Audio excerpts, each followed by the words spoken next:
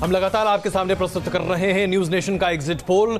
4 राज्यों को लेकर हम अपने तमाम डेटा के साथ उपलब्ध हैं। इससे पहले कि डेटा आपके सामने उपलब्ध कराएं, हम आपको बता दें गजेंद्र सिंह शेखावत इस वक्त हमारे साथ मौजूद है भारतीय जनता पार्टी से। अभय दुबे जी कांग्रेस हमारे साथ जुड़ रहे हैं। राहुल देव जी वरिष्ठ पत्रकार, उमेश जी वरिष्ठ पत्रकार, टीके लक्ष्मी जी वरिष्ठ पत्रकार, एनके सिंह साहब वरिष्ठ पत्रकार, विनोद जोशी जी सिफोलॉजिस्ट और उमाकांत तखेड़ा जी वरिष्ठ पत्रकार हमारे साथ जुड़ चुके हैं। लेकिन आइए अब जरा बात करते हैं कि कहां और किस राज्य में किसकी सरकार बनती दिखाई दे रही है। और आपके सामने हम प्रस्तुत करने जा रहे हैं न्यूज नेशन का एग्जिट पोल और उसके साथ साथ महापोल, यानी कि तमाम अन्य न्यूज चैनल या एजेंसियां क्या अपना एग्जिट पोल प्रस्तुत कर रही हैं। तो सबसे पहले बात करते हैं मध्य प्रदेश की। मध्य प्रदेश का यह आंकड़ा अभी आपके सामने। मध्य प्रदेश में ऐसा लगता है बहुत कांटे का मुकाबला बन रहा है, लेकिन भारतीय जनता पार्टी यहां पर अगर वोट शेयर की बात करें 40% वोट शेयर के साथ भारतीय जनता पार्टी अगर यहां पर आगे दिखती है, तो कांग्रेस के पास 39% वोट शेयर है, अन्य के खाते में 14% वोट शेयर जाता हुआ दिखाई दे रहा है और नोटा यहां पर 7% है। अगर इसी आंकड़े को आप सीटों में तब्दील करें तो ऐसा लगता है कि भारतीय जनता पार्टी अधिकतम 112 सीटें हासिल कर सकती है। हमारे एग्जिट पोल के आधार पर मध्य प्रदेश में कांग्रेस अधिकतम 109 सीटें ले सकती है और अन्य के खाते में 15 सीटें जा सकती हैं। यानी कि कांटे का मुकाबला यहां पर है, यहां पल पल बदल सकती है तस्वीर, मार्जिन ऑफ एरर अगर आप लेकर चले तो। इसके आधार पर महापोल क्या कहता है, यानी कि अन्य तमाम एजेंसियां और न्यूज चैनल क्या दिखा रहे हैं, यह भी आपके सामने प्रस्तुत है। इंडिया टुडे कहती है कि 120 सीटें भारतीय जनता पार्टी को मिल सकती है मध्य प्रदेश में, जबकि कांग्रेस को 122 सीटें अधिकतम मिल सकती हैं, अन्य के खाते में 11 सीटें जा सकती हैं। टाइम्स नाउ के आधार पर 126 सीटें भारतीय जनता पार्टी को मध्य प्रदेश में मिल सकती है, कांग्रेस को 89 सीटें मिल सकती हैं, 15 सीटें मिल सकती हैं अन्य को। इंडिया न्यूज का कहना है कि 106 सीटें भारतीय जनता पार्टी को मिल सकती है, कांग्रेस को 112 सीटें मिल सकती हैं, अन्य के खाते में 12 सीटें जा सकती हैं। न्यूज 24 ऐसा कह रहा है कि 103 सीटें मिल सकती हैं भारतीय जनता पार्टी को मध्य प्रदेश में, 115 सीटें कांग्रेस को मिल सकती हैं, 12 सीटें अन्य के खाते में जा सकती हैं। और एबीपी का कहना है कि 94 सीटें मिल सकती हैं भारतीय जनता पार्टी को, 126 सीटें मिलेंगी कांग्रेस को और 10 सीटें मिलेंगी अन्य को। यानी कि कुल मिलाकर एक बहुत ही उलझा हुआ एक तरह से मामला सामने दिख रहा है, लेकिन स्पष्टता से यह कहा जा सकता है कि यह कांटे का मुकाबला जरूर है। बिल्कुल। और अब बात करें छत्तीसगढ़ की, तो छत्तीसगढ़ में भी अगर मध्य प्रदेश में अगर तमाम एग्जिट पोल्स को देखें तो कांटे का मुकाबला है। तो छत्तीसगढ़ में बीजेपी को अगर न्यूज नेशन के हम एग्जिट पोल की बात करें तो 38% वोट मिल रहा है, कांग्रेस को 41%, जेसीसी को 13%, अन्य के खाते में 4 और none of the above NOTA 4%। और इसे अगर न्यूज नेशन के एग्जिट पोल को हम सीटों में तब्दील करें तो ये कहता है बीजेपी के खाते में 38 से 42, कांग्रेस के खाते में 40 से 44, जेसीसी के खाते में 4 से 8 सीटें और अन्य के खाते में 4 सीटें अधिकतम जा सकती हैं। और अगर हम महापोल की बात करें छत्तीसगढ़ के, यानी कि दूसरे चैनल्स और एजेंसीज उनके आंकड़े क्या कहते हैं। इंडिया टुडे एक्सिस पोल कहता है बीजेपी के खाते में 35, कांग्रेस के खाते में 46 और जेसीसी के खाते में 7 और अदर्स के खाते में 2, यानी यहां पर जेसीसी 7 सीटों के साथ किंगमेकर साबित हो सकते हैं इंडिया टुडे के पोल के हिसाब से। टाइम्स नाउ के मुताबिक 39 सीटें बीजेपी, 46 कांग्रेस और जेसीसी को 1 भी सीट नहीं और अदर्स के खाते में 5 सीटें जाती हुई देख सकती हैं। इंडिया न्यूज का एग्जिट पोल कहता है 43 सीटें बीजेपी को मिल रही हैं, कांग्रेस को 40 और न्यूज 24 पेस मीडिया का एग्जिट पोल कहता है 36 से 42 बीजेपी के खाते में जा सकती हैं और 45 से 51 जो हैं वो कांग्रेस के खाते में जा सकती हैं और अन्य के खाते में 4 से 8। और आइए बात करते हैं राजस्थान की। गजेंद्र जी आपके लिए बहुत महत्वपूर्ण है, आप इसको जरा ध्यान से सुनिएगा, क्योंकि न्यूज नेशन के एग्जिट पोल के आधार पर ऐसा लगता है कि भारतीय जनता पार्टी के खाते में 39% वोट शेयर जा सकता है और कांग्रेस के खाते में 44% वोट शेयर जा सकता है। और अगर हम सीधे आगे बढ़ते हुए इसे सीटों के आंकड़े पर तब्दील कर दें तो ऐसा लगता है कि राजस्थान में भारतीय जनता पार्टी अधिकतम 93 सीटें हासिल कर सकती है और कांग्रेस 109 सीटें हासिल कर सकती हैं। तो गजेंद्र जी, हम जानते हैं कि अभी आप एक महत्वपूर्ण मुद्दे की वजह से आपको यहां से जाना हो सकता है, लेकिन एक महत्वपूर्ण सवाल मैं आपसे जानना चाहता हूं। आप सब लोग की तमाम मेहनत के बाद भी क्या ये परिस्थितियां निर्मित हो रही हैं कि आज राजस्थान में भारतीय जनता पार्टी अपनी सरकार ना दोहरा पाए?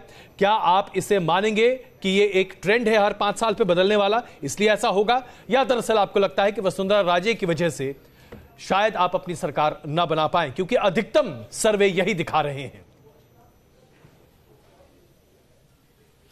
देखिए, मैं जो इस सर्वे के आंकड़ों का कंफ्यूजन है इसमें बिल्कुल भी उलझना नहीं चाहता। राजस्थान को लेकर के भी कंफ्यूजन है, जहां एक और आप 93 और 109 की बात कर रहे हैं, वहां कई मेरे मीडिया के मित्र जो है 130, 140, 150 तक पहुंच गए। ठीक वही स्थिति है। मध्य प्रदेश में कोई कह रहा है कि बीजेपी की सरकार बन रही है, जबकि दूसरा कह रहा है कि छत्तीसगढ़ में बन रही है। एक कह रहा है छत्तीसगढ़ से बीजेपी की विदाई तय हो गई है, दूसरा कह रहा है नहीं मध्य प्रदेश में बीजेपी की विदाई तय हो गई है। मुझे लगता है कि इस कन्फ्यूजन के आंकड़ों में पड़ने की आवश्यकता नहीं है। राजस्थान के प्रश्न में जहाँ तक मैं ये कहना चाहता हूँ कि राजस्थान में ये जो वोटों का प्रतिशत 10% के आसपास बढ़ा है, ये स्पष्ट संकेत है कि राजस्थान में भारतीय जनता पार्टी की सरकार पुनः बनने वाली है।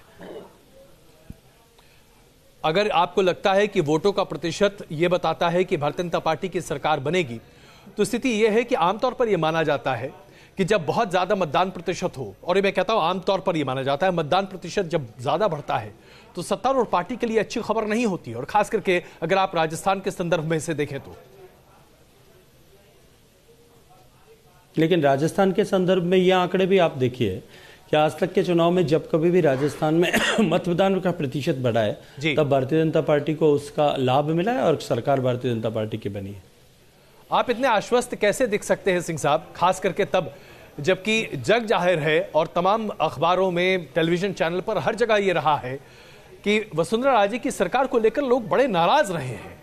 तो क्या आपको लगता है कि नाराजगी एकदम धुल जाएगी और अचानक सिर्फ मोदी जी की वजह से सीटें आ जाएंगी और आप सरकार बना पाएंगे?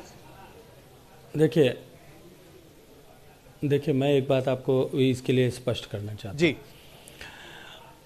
इस पूरे चुनाव अभियान में माननीय नरेंद्र मोदी जी की सभाओं में और हमारे जितने भी स्टार कैंपेनर्स थे, आदरणीय अमित शाह जी, आदरणीय योगी जी, आदरणीय मुख्यमंत्री जी, इन सब की सभाओं में जिस तरह से लोग उमड़ करके आए थे, जो एक ऊर्जा और इनर्शिया, आपके पास में सबकी सभाओं के रिकॉर्ड होंगे जी। आप एक बार उठा करके देखिए, तुलना करके देखिए कि कांग्रेस के स्टार कैंपेनर जो केवल 3 ही लोग थे, अशोक गहलोत साहब, सचिन पायलट साहब और राहुल गांधी, इन तीनों की सभाओं की पब्लिक का वीडियो और मोदी जी की सभा, अमित शाह जी की सभा, मुख्यमंत्री जी की सभा, यानी मोदी जी और अमित शाह जी को एक तरफ रख दीजिए, वसुंधरा जी की सभाओं में जिस तरह का हुजूम उमड़ता था, जिस तरह का इनर्शिया था, जिस तरह का एनर्जी था, वो अपने आप में इस बात का परिचय है कि ऐसी परिस्थिति कहीं नहीं थी। ये खबरें भी लगातार आती रही कि केंद्रीय नेतृत्व के साथ वसुंधरा जी के संबंध जो हैं उसको लेकर भी लगातार सवाल उठते रहे, पार्टी के अंदरूनी खींचतान के भी सवाल उठते रहे, और यहां तक कि ये नारा भी सुनने को मिला जब तमाम रिपोर्टर्स जो हैं ग्राउंड जीरो पे कवरेज के लिए पहुंचे कि मोदी तुझसे बैर नहीं, वसुंधरा तेरी खैर नहीं। तो आप तो कह रहे हैं सब कुछ अच्छा था, लेकिन इतना अच्छा था। मुझे लगता है कि ये सारे नारे भी ये सारे भी नारे जो हैं वो प्रायोजित थे और कुछ मित्रों के द्वारा प्रायोजित रूप से बनाए और चलाए गए थे। मैं एक बात स्पष्ट करना चाहता हूं कि भारतीय जनता पार्टी परिवार भावों की पार्टी है। भारतीय जनता पार्टी में किसी तरह का आपसी मतभेद नहीं था। अच्छा, जीते तो वसुंधरा जी की जीत या फिर मोदी जी और शाह जी की जीत? सुनिए मेरी जी, मैं पहले अपने पहले प्रश्न का उत्तर पूरा कर दूं। बिल्कुल, कि हमने सारे निर्णय सामूहिक रूप से बैठ करके लिए और हमारे टिकट वितरण के निर्णय में कहीं तरह का कोई कंफ्यूजन, आपसी मनमुटाव की बात कहीं भी आपके सामने पूरे समय में नहीं आई। जबकि कांग्रेस में क्या हश्र हुआ, किस तरह से झगड़े हुए, किस तरह की परिस्थितियां बनी, अलग अलग सूचियां गई, उन अलग अलग सूचियों पर निर्णय नहीं हो पाया, जो निर्णय हो गए वो बदले गए, जिस तरह का दबाव बनाया गया, जिस तरह की हरकतें हुई, ये सब चीजें आपके सामने। आपने कांग्रेस पर कई सवाल खड़े किए हैं, डिवाइडेड था, ये सबके सामने स्पष्ट। आपने कांग्रेस पर कई सवाल खड़े किए, तो मुझे लगता है अभय दुबे जी कांग्रेस आपका जो प्रश्न था उसका उत्तर मैं क्षमा चाहता हूं, मुझे बस 1 मिनट का वक्त दें। जो आपका था प्रश्न उसका उत्तर देना चाहता हूं। जी अभय जी, मैं गजेंद्र जी, मैं सिर्फ इतना चाहता हूं कि चूंकि कांग्रेस से हमारे साथ अभय दुबे जी हैं, तो कांग्रेस पर आपने इतने सवाल खड़े किए हैं, तो अभय जी उसका जवाब दे दे, फिर आप अपनी बात रखेंगे। जी अभय दुबे जी।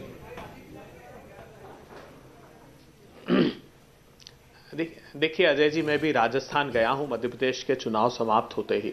विश्वास मानिए, जितनी नाराजगी वसुंधरा जी की सरकार से थी, उतने ही नाराज लोग मोदी सरकार की नीतियों से हैं राजस्थान में। और ये जो हार तीनों राज्यों में, मैं सिर्फ राजस्थान की बात नहीं करता हूं, केंद्र सरकार का पराभव प्रारंभ हो जाएगा 11 दिसंबर के निर्णय के बाद, क्योंकि पूरे देश में इन नीतियों को लेकर नाराजगी। राजस्थान में तो बहुत बुरी परिस्थिति है। मैंने जिन भी लोगों से चर्चा की उन लोगों ने कहा कि हमारे पास रोजगार के अवसर बिल्कुल समाप्त हो गए इन बीते 4.5-5 सालों में, चाहे वो वसुंधरा जी की सरकार हो चाहे नरेंद्र मोदी जी की सरकार हो। क्या ये सच नहीं है कि वसुंधरा जी की सरकार में 42% स्कूल्स ऐसे हैं जिनमें बिजली का कनेक्शन तक नहीं है, 60% बच्चे राजस्थान के एनीमिक हैं, 3 लाख करोड़ रुपए का डेट है, 35,000 गाय अकेली हिंगोलिया की इनकी गौशाला में बीते 3 सालों में मर गई, जिन पे 32 रुपए पर गाय का ये एक्सपेंस पर डे करते थे। मुझको आश्चर्य ये होता है, जितने सोशल और इकोनॉमी के इंडिकेटर्स देख लेंगे राजस्थान के, वो 5 साल में बदहाली की परिस्थिति में आ गए। 90 लाख लोग एक्यूट रेस्पिरेटरी इन्फेक्शन से ग्रसित हैं। इसीलिए आप आश्वस्त हैं अभय जी, अगर मैं आपको सही समझ पा रहा हूं, 24 सितंबर को उन्होंने रिपोर्ट जारी की। अभय जी, अगर मैं आपको सही समझ पा रहा हूं तो आप आश्वस्त हैं कि चाहे कुछ भी हो जाए इस बार सरकार आपकी बनेगी, क्या मैं सही मानूं?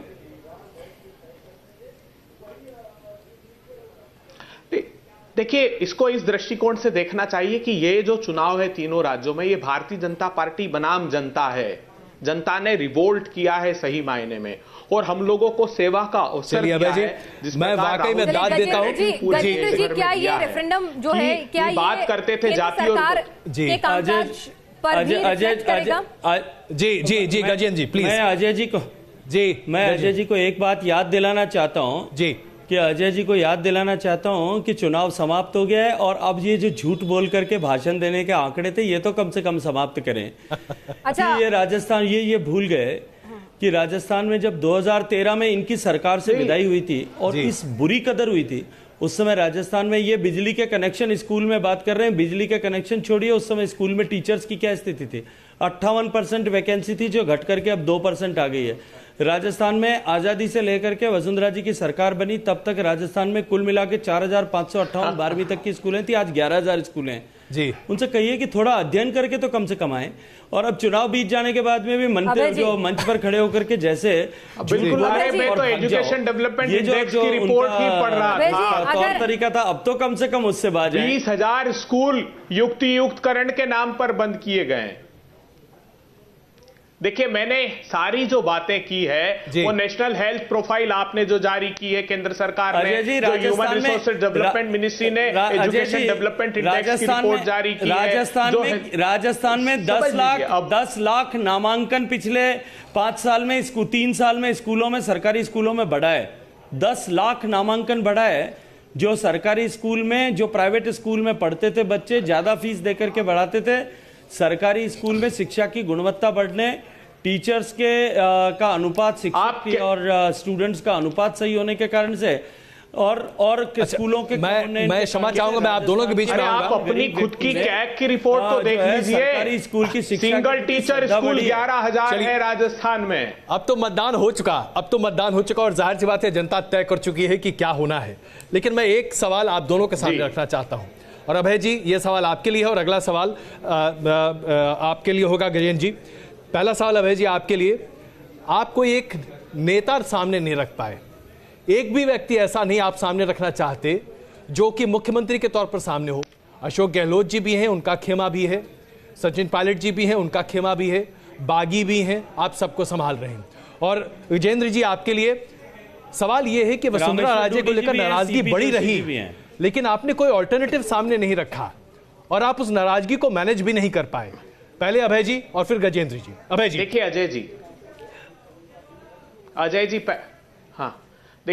अजय जी पहले मैं राहुल गांधी जी के और कांग्रेस पार्टी के जो सैद्धांतिक निर्णय हैं उससे आपको अवगत करा दूं। राहुल जी कहते हैं कि नेतृत्व करना चाहिए नीतियों को और विचारों को, व्यक्ति केंद्रित राजनीति में वो विश्वास नहीं करते। वो कहते हैं जब भी व्यक्तियों ने नेतृत्व किया है, हमने परिस्थितियां देखी, चाहे वसुंधरा सरकार के नाम से जानते हो, शिवराज सरकार के नाम से, रमन सिंह सरकार के और मोदी सरकार से, उसके परिणाम क्या हुए ये देश ने देखे हैं। तो राजस्थान में, मध्य प्रदेश में और छत्तीसगढ़ में नेतृत्व किया किसने? मध्य प्रदेश में उन किसानों ने नेतृत्व किया जो फसलों के दाम मांगने आए थे। तो आप ये मान लीजिए ये व्यक्ति केंद्रित कांग्रेस की राजनीति की जो सोच जो है, श्री गंगानगर में गौरव यात्रा के नाम पर लहूलुहान कर दिया। तब भी किसी चेहरे की बनाई उतरेंगे ना आप 2019 में? राहुल जी की राहुल गांधी जी ने, फिर तो राहुल गांधी 2019 में चेहरा नहीं होंगे आप? चेहरा मैं कह तो रहा हूं, वो करोड़ों युवा जो बेरोजगारी के अंधकार में धकेल दिए गए, वो नेतृत्व करेंगे देश के इस अगले चुनाव का। चलिए गजेंद्र जी, राहुल जी ने साफ कहा है, देखिए जी, और वो कलेक्टिव लीडरशिप की बात करते रहे। नहीं, बिल्कुल इसमें कोई शक नहीं है कि राहुल आज अगर आपके चेहरे हैं तो प्रधानमंत्री नरेंद्र मोदी भारतीय जनता पार्टी के चेहरे हैं। गजेंद्र जी, क्या मोदी जी का चेहरा, उनकी छवि, उनकी लोकप्रियता भी कहीं ना कहीं नतीजों से प्रभावित होगी और मिशन 2019 भी अजय जी, अगर नतीजे आपके हक में नहीं आए? अजय जी जी,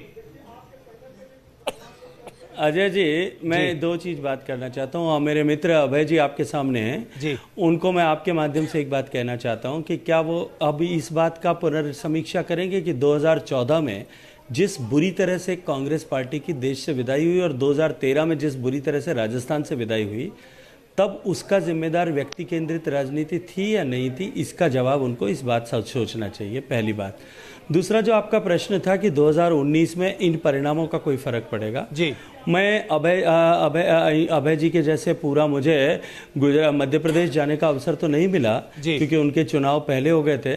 उन्होंने राजस्थान का जो टच एंड गो किया, 2 दिन के लिए जो पत्रकार वार्ता करने के लिए आए थे, और उसमें उन्होंने क्या देखा और समझा, राजस्थान की नब्ज को वो कितना समझते हैं मैं नहीं जानता, मैं उस पर टिप्पणी भी नहीं करना चाहता।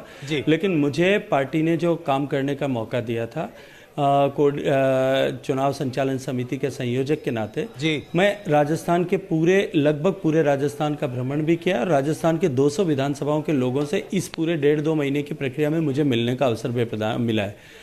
मैं एक बात पूरे विश्वास के साथ में कह सकता हूं कि 2018 के चुनाव के नतीजे कहीं भी 2019 को प्रभावित नहीं करेंगे।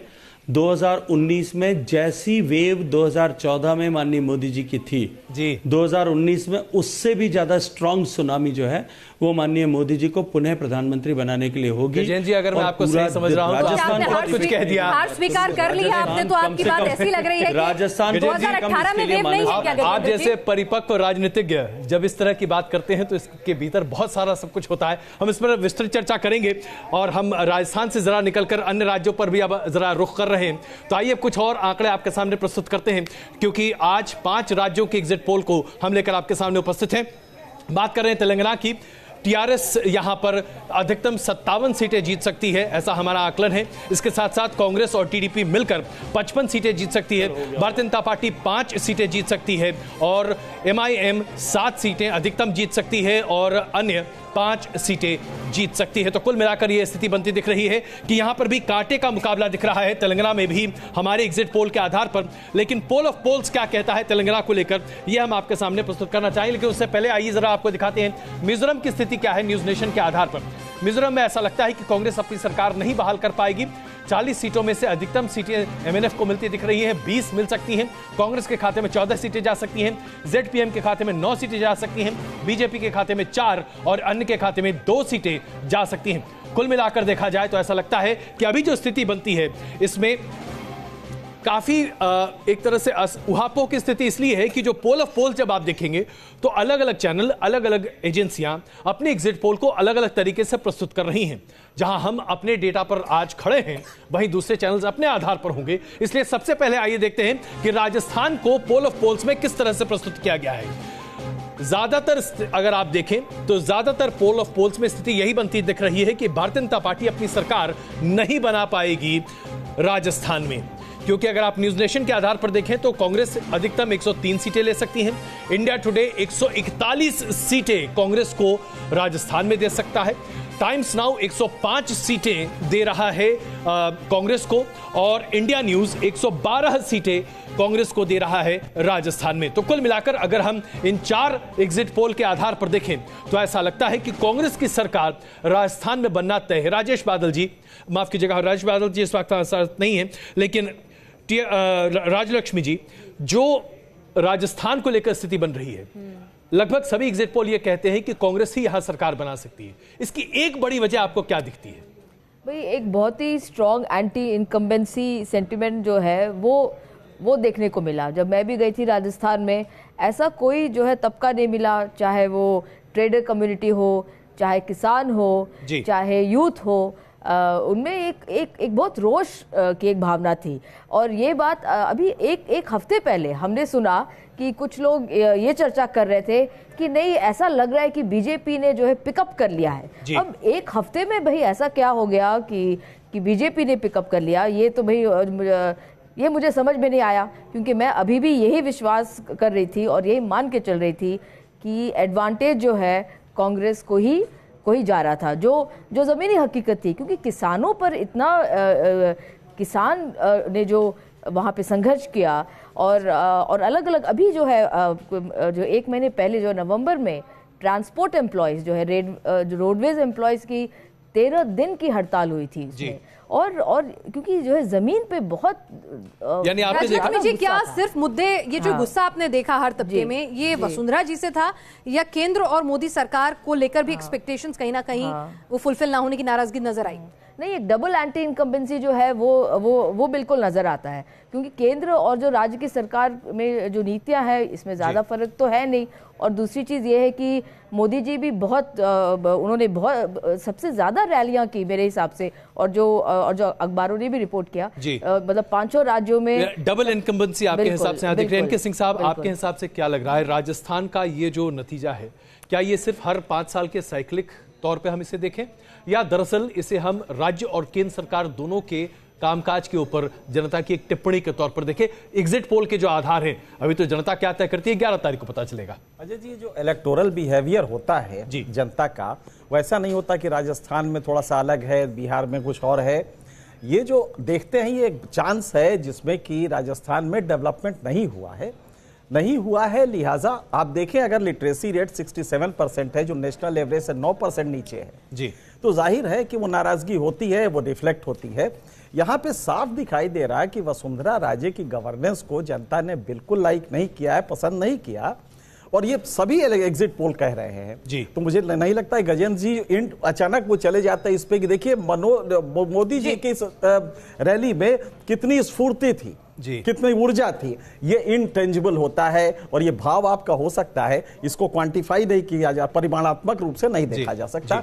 तो इसलिए इन सब बातों का कोई मतलब नहीं। मुझे खतरा दूसरा नजर आ रहा है जी। 11 को जब रिजल्ट आएंगे और जो हम देख रहे हैं ये सारे चैनल्स के एग्जिट पोल और आपका अपना भी, तो खतरा यह है कि 12 को हम लोग ये डिस्कस करेंगे कि गवर्नर का रोल क्या है, क्योंकि जिस तरह की हंग असेंबली होने जा रही है और हाल फिलहाल के दिनों में गवर्नर का रोल और उनकी संवैधानिक पद की मर्यादा को लेकर कई सवाल भी उठे हैं और उसके कई ऐसे फैसले भी हैं। प्रदेश में जो आंकड़े सामने दिखाई दे रहे हैं उसके आधार पर अगर हम महापोल आपके सामने प्रस्तुत करें तो न्यूज नेशन के आधार पर 112 सीटें अधिकतम भारतीय जनता पार्टी हासिल कर सकती है, जबकि एकदम पास में खड़ी कांग्रेस 109 सीटें हासिल कर सकती है, यानी कि खाते में 15 सीटें जा सकती हैं। जबकि इंडिया टुडे के आधार पर अधिकतम 120 सीटें भारतीय जनता पार्टी को मिल सकती है, कांग्रेस को 122 सीटें भी मिल सकती हैं, यानी कि कांटे का मुकाबला इंडिया टुडे सामने प्रस्तुत कर रहा है। टाइम्स नाउ के आधार पर भारतीय जनता पार्टी की सरकार मध्य प्रदेश में बन सकती है, 126 सीटें आ सकती हैं भारतीय जनता पार्टी को, जबकि 90 सीटों के आसपास कांग्रेस आकर रह जाएगी। इंडिया न्यूज के आधार पर 106 सीटें भारतीय जनता पार्टी को मिल रही है, जबकि 112 सीटें कांग्रेस को मिलेगी, यानी कि कांग्रेस की सरकार मध्य प्रदेश में बन सकती है। न्यूज 24 के आधार पर भी कांग्रेस की सरकार वहां पर बन सकती है। इसके साथ साथ छत्तीसगढ़ की बात करें तो छत्तीसगढ़ में न्यूज नेशन के आधार पर हम आपको बता रहे हैं, हमारा एग्जिट पोल कहता है कि भारतीय जनता पार्टी को अधिकतम 42 सीटें और कांग्रेस को 44 सीटें मिल सकती हैं, जबकि इंडिया टुडे का मानना है कि कांग्रेस को 46 सीटें मिल सकती हैं और वहां पर सरकार बना सकती है कांग्रेस छत्तीसगढ़ में। टाइम्स नाउ का कहना है कि 46 सीटें कांग्रेस को मिल सकती है और छत्तीसगढ़ में कांग्रेस की सरकार बन सकती है। इंडिया न्यूज का यह मानना है कि 43 सीटें भारतीय जनता पार्टी को मिल सकती हैं और सरकार भारतीय जनता पार्टी की बन सकती है एक बार फिर छत्तीसगढ़ में। राजस्थान की बात करें तो वहां का महापोल क्या कहता है? न्यूज नेशन कहता है कि 103 सीटें मिल सकती हैं कांग्रेस को और कांग्रेस वहां सरकार बना सकती है। दरअसल अगर आप सभी एग्जिट पोल को देखें तो कांग्रेस सरकार बनाती हुई दिखाई दे रही है, ये बात स्पष्ट होती दिख रही है। बाबूलाल गौर जी पूर्व मुख्यमंत्री इस वक्त हमारे साथ मौजूद हैं और साथ साथ अभय दुबे जी कांग्रेस से हमारे साथ है। बाबूलाल गौर जी, मध्य प्रदेश में ऐसा लगता है कि भारतीय जनता पार्टी एक बार फिर अपनी सरकार नहीं बना पाएगी, और अगर ऐसी सूरत होती है तो इसे आप शिवराज सिंह चौहान की असफलता कहेंगे या दरअसल ये कहेंगे कि प्रधानमंत्री नरेंद्र मोदी का जादू नहीं चल पाया मध्य प्रदेश में?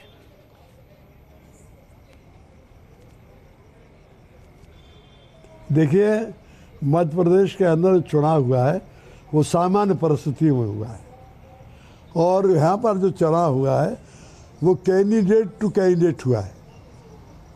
हर एक पार्टी के जो अच्छे से अच्छे कैंडिडेट हैं, लेकिन जो कैंडिडेट सरल हैं, लोकप्रिय हैं, मेहनती हैं, वही कैंडिडेट ज़्यादा जीतेंगे। और भारतीय जनता पार्टी के कैंडिडेट से ज़्यादा जीतेंगे कि 15 साल में हमने प्रदेश में सड़कें बनाई हैं, बिजली की अच्छी व्यवस्था करी है,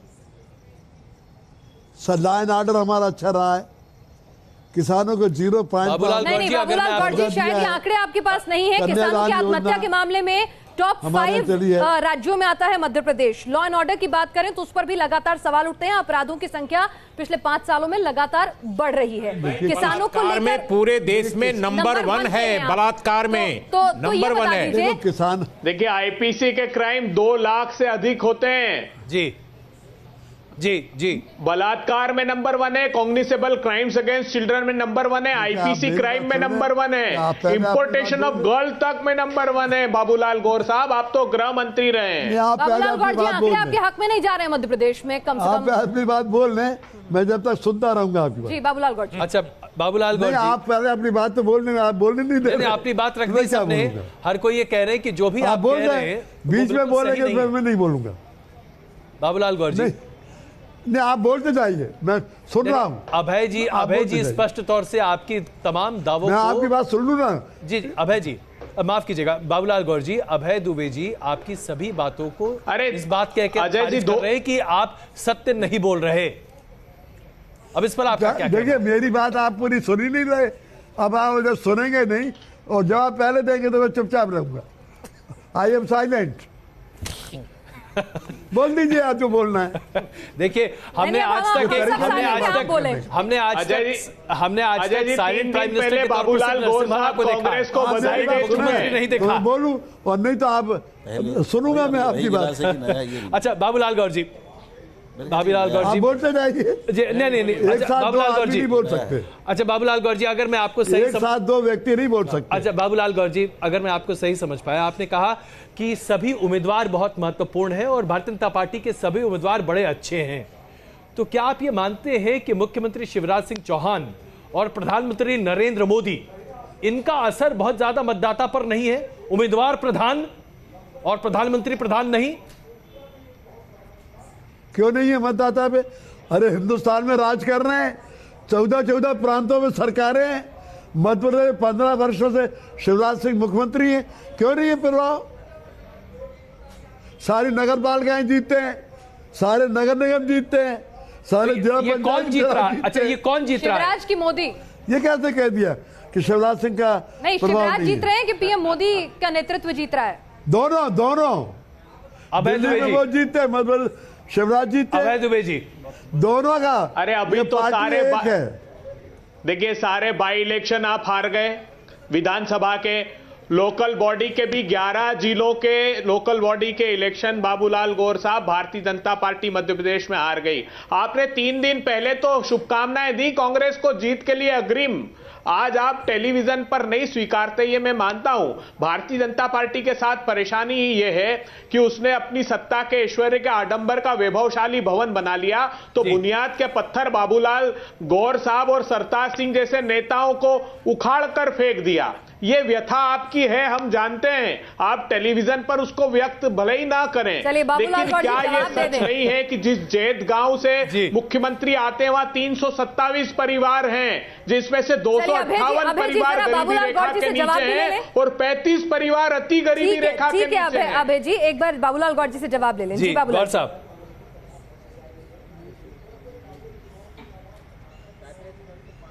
देखिए, भारतीय जनता पार्टी का दिल्ली में भी राज है, मध्य प्रदेश में भी, राजस्थान और 14 प्रांतों में राज। मेरी व्यक्तिगत बात अलग है जी। देखिए, भारतीय जनता पार्टी राष्ट्र की सबसे बड़ी पार्टी है और पुनः 120 से ज़्यादा सीटें जीतेगी। नाराज़गी तो हर पार्टी से कुछ ना कुछ रहती है जनता को, लेकिन इसके बाद कुल मिलाकर हमने मध्य प्रदेश के अंदर और पूरे देश के अंदर आप आश्वस्त है कि नाराजगी हो व्यक्तिगत तौर पर अलग है, लेकिन कोई दिक्कत नहीं। उमाकांत जी, मैं आपसे समझना चाहता हूं, मध्य प्रदेश में आज जो स्थिति है, 2 एग्जिट पोल कहते हैं कि कांटे का मुकाबला है। हम भी यही बात कह रहे हैं। एक एग्जिट पोल कहता है कि कांग्रेस की सरकार बनेगी और एक एग्जिट पोल कह रहा है कि बीजेपी की सरकार बनेगी। मैं आपसे समझना चाहता हूं दरअसल स्थिति क्या बनती दिख रही है। देखिए, बीजेपी के पास वहाँ एक मुख्यमंत्री के रूप में एक ब्रांड है जी, जो कभी सीपीएम के पास पश्चिम बंगाल में ज्योति बसु था, दिल्ली में कांग्रेस के पास शीला दीक्षित थी। वही चीज़, वही व्यक्ति, उसी तरह के एक पॉपुलर फेस जो है जी, उनके आसपास इस समय मध्य प्रदेश की बीजेपी के पास नहीं है। और यही कारण है कि 15 साल की सरकार के बावजूद वहाँ पर ना व्यापम कोई बड़ा मुद्दा बना। जैसे व्यापम की अगर चारा घोटाले से तुलना करें तो कुछ भी नहीं है। चारा घोटाला व्यापम को इतना बड़ा मुद्दा है वहाँ पर भ्रष्टाचार का, लेकिन वो इश्यू नहीं बन पाया।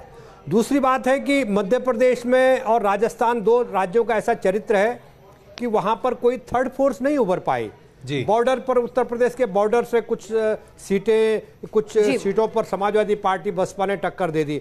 तो बेसिकली जो यूएसपी जिसको कहेंगे, जो बेहतर जो समीकरण है भाजपा के फेवर में कि उनके मुख्यमंत्री पद का जो कैंडिडेट हैं और जो स्थापित मुख्यमंत्री वो दूसरे दलों से आगे है। लेकिन इसके बावजूद भी अगर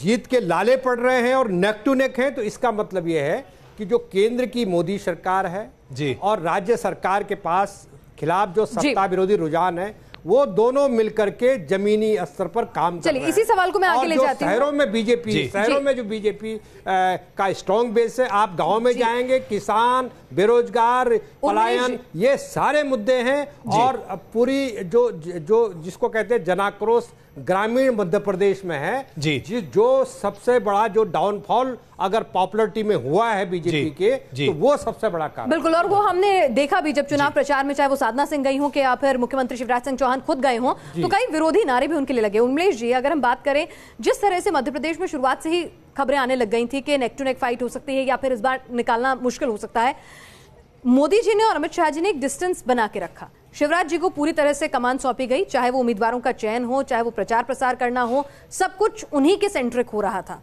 ये सब कुछ जानबूझ के था कि अगर नतीजे हक में नहीं आते हैं तो खुद को इससे अलहदा कर लिया जाए। नहीं, भारतीय जनता पार्टी की स्ट्रेटजी हमेशा ये रहती है आमतौर पे कि अगर कोई पॉपुलर चीफ मिनिस्टर है, अगर उसकी एक्सेप्टेबिलिटी है तो उसको क्रेडिट दी जाए, उसको महत्व दिया जाए। लेकिन हाल के वर्षों में नरेंद्र मोदी जी का जिस तरह से अवतार हुआ है राजनीतिक पटल पर, तो उसमें ये बिल्कुल नहीं कहा जा सकता है कि नरेंद्र मोदी जी की वो हार नहीं होगी। अगर मध्य प्रदेश में बीजेपी हारती है, मैं एग्जिट पोल के रिजल्ट्स पर नहीं जाता हूं, मैं तो उस तारीख को देखूंगा जिस दिन हार जीत का फैसला होगा। अगर मध्य प्रदेश में हारती है तो हार शिवराज सिंह चौहान की नहीं होगी, वो मोदी जी की भी हार होगी। क्योंकि ये जो, जैसा स्वयं गौड़ साहब कह रहे थे कि भाई पार्टी एक है, नेता अलग 2 हैं, एक स्टेट का है, एक सेंटर का है। राजस्थान में एंटी इनकम्बेंसी अगर वसुंधरा के खिलाफ है तो वो मोदी जी के भी खिलाफ है। दूसरी बात जो मैं कहना चाहता था कि देखिए, इस चुनाव में जो अभी तक एग्जिट पोल सामने आए हैं, अगर इनका औसतन ये सही होते हैं, मैं नहीं जानता कि सही होंगे या गलत, लेकिन ये ट्रेंड दिखाई दे रहा है। क्योंकि एग्जिट पोल अब तक बीजेपी के खिलाफ या बीजेपी को हारता दिखाते नहीं थे। हाल के दिनों में अगर देखा जाए तो ये पहली बार इस तरह का ट्रेंड दिख रहा है। तो अगर ये ट्रेंड रहता है रिजल्ट में भी, तो यकीन मानिए कि 2019 के लिए एक राजनीतिक जो जमीन है वो डिफरेंट ढंग से तैयार होगी। और इसका परिणाम ये होगा, एक सेकेंड, लेट मी कंक्लूड। और इससे ये होगा कि भारतीय जनता पार्टी के अंदर भी जो डेमोक्रेसी को लेकर, पार्टी की फंक्शनिंग को लेकर, नीतिगत इश्यूज को लेकर जो सवाल उठाने वाले लोग हैं, उनका भी मनोबल बढ़ेगा। दूसरी बात कि देखिए, हाल के वर्षों में आप लोग जो कहते हैं ना कि नीतियों के स्तर पर मोदी जी विकास के स्तर पर बहुत सफल हैं, भाई नोटबंदी को लेकर अरविंद सुब्रमण्यम जैसा आदमी, मुख्य आर्थिक सलाहकार जो देश का था, वो विरोध में चला बोल दिया। अरविंद पनगढ़िया, उनके अपने जो लाए हुए लोग थे, वो क्रिटिकल हो गए। रिजर्व बैंक ऑफ इंडिया में जिन पटेल साहब को वो लाए, वो बेहद दुखी सरकार की। और हाल फिलहाल के कई संबोधनों से नोटबंदी गायब भी हो गया है। लेकिन राहुल जी, स्थिति पैदा होगी इस नतीजे के बाद, अगर यही नतीजा निकलता है, ये लोकसभा चुनाव के लिए एक जमीन तैयार करेगा, दिशा, दशा और मुद्दे तैयार करेगा। एक हद तक करेगा, अब अगर यही सारी दिशा तय कर देगा तो फिर लोकसभा चुनाव का क्या मतलब है। और हमें ये याद रखना पड़ेगा कि ये अभी मिजोरम को छोड़ दे तो 4 मुख्य धारा वाले या इधर के भारत के हैं, लेकिन अभी इतने सारे प्रदेश बाकी हैं। तो ये एक संकेत देंगे, महत्वपूर्ण संकेत देंगे कि जो बीजेपी का हृदय देश है, हृदय भारत है, कह ले जहाँ से उसको सबसे ज़्यादा वो मिलती है। पहली बात यह है कि वहाँ पर वो पहले ही अपने उच्चतम शिखर पर पहुँच चुकी है। तो कोई भी पार्टी जब उच्चतम पर पहुँच चुकी है तो उससे ऊपर नहीं जा सकती, उसको नीचे ही आना है।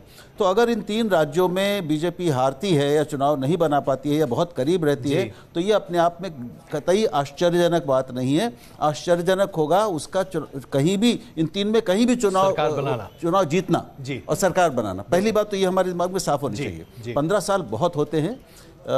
परिवर्तन की इच्छा इतनी सब जगह हम सब में आती है कि पसंद के बावजूद हम चाहते हैं कुछ अब बदले, कुछ नया होना चाहिए। मैं केवल अभी इतना मैं ये समझना चाहता हूँ अग्निहोत्री जी, कांग्रेस अभी जो तमाम एग्जिट पोल है उसके आधार पर, और अगर हम वोट शेयर की खाली बात करें, कोई ऐसा राज्य नहीं है मिजोरम को छोड़कर जहां वोट शेयर कांग्रेस का नहीं बढ़ रहा। इसे किस तरीके से पढ़ा जाए और क्या समझा जाए? देखिए, इसके 2 संदेश है, साफ साफ संकेत हैं। पहला संकेत तो ये है कि जो स्थानीय सरकारें हैं जहां जहां कांग्रेस वोट शेयर, उनके खिलाफ लोगों का गुस्सा प्रकट हो रहा है और जहां उनको कांग्रेस के विकल्प के रूप में दिख रही है वो उसको दे रहे हैं वोट। दूसरा संकेत ये है कि कांग्रेस ने भी अपना कोर्स करेक्शन किया है जी। मतलब ये श्रेय भी देना होगा राहुल गांधी के नेतृत्व को। ऐसा नहीं लगता अभय जी इस बात को सुन रहे होंगे जी। हाँ, नहीं, राहुल गांधी के नेतृत्व को श्रेय देना होगा कि सोनिया गांधी के जमाने में जो फैसले लटके रहते थे, जो प्रोएक्टिव अप्रोच नहीं थी, वो गुजरात चुनाव के बाद कांग्रेस के भीतर दिखाई पड़ रही है। जिस तरह कर्नाटक में आपने जो है अमित शाह की रणनीति को फेल करके सरकार बनाई हारने के बावजूद, और मध्य प्रदेश, राजस्थान, छत्तीसगढ़ में सारे नेताओं को एकजुट रखने में राहुल गांधी कामयाब हुए और कैंपेन जिस तरह से चलाया। टिकटों के बंटवारे में जरूर खींचतान हुई, लेकिन फिर भी मध्य प्रदेश में भी लोग कहते हैं, यानी आपको कांग्रेस में एक दिशा दिख रही है, एक दिशा दिख रही है। और राहुल गांधी ने अपना मेकओवर भी किया है जी। तो कहीं ना कहीं उनकी स्वीकार्यता भी कांग्रेस पार्टी की बढ़ रही है। ये संकेत इस बात। अभय दुबे जी, लेकिन एक बात कांग्रेस के लिए हमेशा बहुत सत्यापित होती रही है, कांग्रेस कालिदास के रास्ते पर बहुत चलती रही है। जिस टहनी पर बैठती है सबसे पहले उसी को काट देती है। आज अगर जन समर्थन बढ़ रहा है तो कल ऐसा ना हो कि आप कुछ ऐसा कर बैठे, क्योंकि आपके यहां से बहुत सारे लोग हैं जो तरह तरह के बयान देते हैं। मणिशंकर अय्यर, शशि थरूर, तमाम तरह के लोग हैं। पता चला जो बढ़ती हुई खेप है उसको काटने में आपको देर भी नहीं लगेगी। तो और भी कई नाम जुड़ गए हैं, कईयों के वीडियो आ रहे हैं। देखिए अजय जी, पहली बात तो मैं ये कहना चाहता हूं कि 11 दिसंबर के बाद मोदी सरकार का भी पराभव प्रारंभ हो जाएगा जी। मैं बात बिल्कुल सहमत हूं उर्मिलेश जी की इस बात से। मैं राजस्थान भी गया 2 दिन, आखिरी के 2 दिन ही सही। वहां लोगों की नाराजगी न सिर्फ वसुंधरा राजे, खदान महारानी के खिलाफ ही नहीं थी, मोदी सरकार के खिलाफ भी बहुत गुस्सा है। और ये बात आप चाहे टेलीविजन की डिबेट में करें कि गोत्र की चर्चा या पोलराइजेशन की चर्चा, जनता जमीन पर पूछ रही है, जैसा राहुल गांधी जी जानना चाहते हैं कि प्रधानमंत्री जी वो 22 लोग जो 1 लाख करोड़ रुपया हिंदुस्तान का लेकर भाग गए, उनका गोत्र क्या था? ये नोटबंदी किस जात की थी प्रधानमंत्री जी, जिसने अंतिम पंक्ति में खड़े हुए लोग? अभय जी, लेकिन मेरा सवाल आप उसको जरा किनारे कर गए। मैंने सीधे पूछा, कालिदास के रास्ते पर तो नहीं चलेंगे ना आप लोग? नहीं, मैं उसको मैं टालना नहीं चाहता। देखिए, ये टीवी की डिबेट में तो हो सकता है मुद्दा जनता के बीच जाइए, ये मुद्दा नहीं है। ये perception management Bharatiya Janata party का है और वो ऐसी विषयों पर चर्चा करते हैं। अभय जी, अगर यही एग्जिट पोल एग्जैक्ट नतीजों में भी तब्दील हो जाते हैं कि दूसरे राजनीतिक तो माथापच्ची तो एक और होगी आपके लिए लगातार, क्योंकि नतीजे हक में आते हैं तो नेता बहुत सारे खड़े हुए हैं। मध्य प्रदेश में 160 सीटें।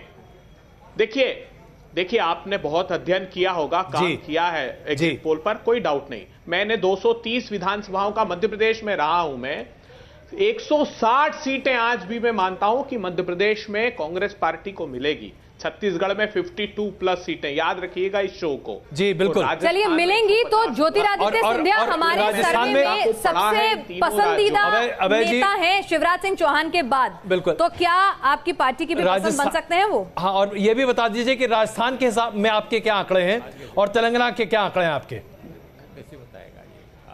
क्योंकि हम आपसे बात करेंगे अभय जी उस दिन। देखिए, तेलंगाना में कांग्रेस पार्टी को एज है जी। देखिए, बिल्कुल तेलंगाना में एज है कांग्रेस पार्टी के कोalition को, ये बात साफ दिखाई दे रही, हम लोगों ने देखा है। मिजोरम में भी हम लोग फिर से सरकार बनाने जा रहे हैं। ये सिर्फ मैं टेलीविजन पर कहना इसलिए नहीं कह रहा हूं, आंतरिक मूल्यांकन पार्टी का है, उसको मैं आपके सम्मुख रख रहा हूं। जहां तक नेतृत्व का प्रश्न है तो कमलनाथ जी ने स्पष्ट रूप से कहा कि चुने हुए प्रतिनिधि इस बात का निर्धारण करेंगे, क्योंकि राहुल गांधी जी हमेशा से कलेक्टिव लीडरशिप में कलेक्टिव लीडरशिप। एक आखिरी सवाल बाबूलाल गौड़ जी, मैं क्षमा चाहता हूं मुझे आपको बीच में टोकना पड़ रहा है, मैं क्षमा चाहता हूं, लेकिन बाबूलाल गौड़ जी, कांग्रेस कॉन्फिडेंट है और अभय दुबे जी 160 का आंकड़ा दे रहे हैं। मैं आपसे जानना चाहता हूं, आप पूर्व मुख्यमंत्री रह चुके हैं, कितनी सीटें मिल सकती हैं बीजेपी को मध्य प्रदेश में?